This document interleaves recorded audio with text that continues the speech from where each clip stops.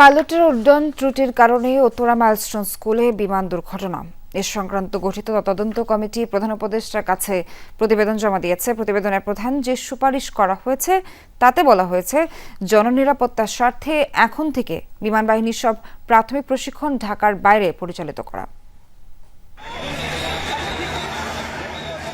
গত 21 জুলাই প্রশিক্ষণ চলাকালে বিমান বাহিনীর একটি যুদ্ধ বিমান উত্তরার দিয়াবাড়িতে মাইলস্টোন স্কুল অ্যান্ড কলেজ ক্যাম্পাসে বিধ্বস্ত হয়।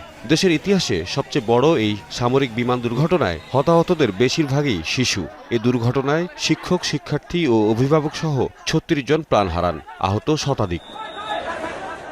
দুর্ঘটনার দিনই তদন্ত কমিটি গঠন করা হয়। 3 মাস পর বুধবার প্রধান উপদেষ্টার কাছে প্রতিবেদন জমা দেন তদন্ত কমিটির প্রধান, সশস্ত্র বাহিনী বিভাগের principal staff officer lieutenant general SM. Kamrul Hasan. রাজধানীর ফরেন সার্ভিস একাডেমিতে তদন্ত প্রতিবেদন নিয়ে প্রেস ব্রিফিং করেন প্রধান উপদেষ্টার প্রেস উইং। দুর্ঘটনার কারণ ও তদন্ত প্রতিবেদনের উল্লেখযোগ্য সুপারিশ সম্পর্কে সাংবাদিকদের অবহিত করেন প্রেস সচিব। পাইলটের উড্ডয়নের ত্রুটির জন্য এই দুর্ঘটনা ঘটেছে। ট্রেনিংয়ের সময় উনি যখন ফ্লাই করছিলেন, পরিস্থিতি তার আয়ত্তের বাইরে চলে যায়। প্রতিবেদনে অনেকগুলো ফাইন্ডিংস, অনেকগুলো রিকমেন্ডেশন এসছে। প্রধান যে রিকমেন্ডেশন সেটা হচ্ছে জননিরাপত্তার স্বার্থে এখন থেকে এয়ারফোর্সের সকল ইনিশিয়াল ট্রেনিং ঢাকার বাইরে পরিচালিত হবে। তদন্ত প্রতিবেদনে রাজুকের বিল্ডিং কোড নিয়ে বিশেষজ্ঞ কমিটির সুপারিশও তুলে ধরেন শফিকুল আলম।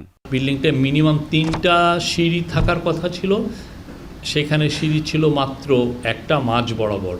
ফলে যদি আরও 3টা, তার যদি 3 সেট অফ স্টেয়ারকেস থাকতো, তাহলে এক্সপার্ট কমিটি, তদন্ত কমিটি, তাহলে ক্যাজুয়ালিটির সংখ্যা আরও অনেক কম হতো।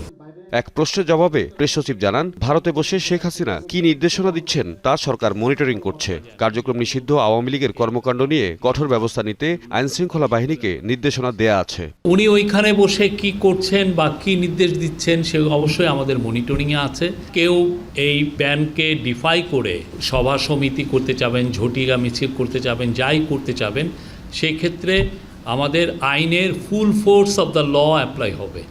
এছাড়া চট্টগ্রামে জলাবদ্ধতা নিরসন নিয়ে সংশ্লিষ্টদের সাথে বৈঠক করেছেন প্রধান উপদেষ্টা। ডেপুটি প্রেস সচিব আজাদ মজুমদার জানান, চলতি বছর জলাবদ্ধতা অর্ধেকে নামিয়ে আনতে ব্যবস্থা নেয়ার নির্দেশ দিয়েছেন প্রধান উপদেষ্টা। অন্তত 50% জলাবদ্ধতা যাতে কমিয়ে আনা যায় এই বিষয়ে উনি কিছু নির্দেশনা দিয়েছেন।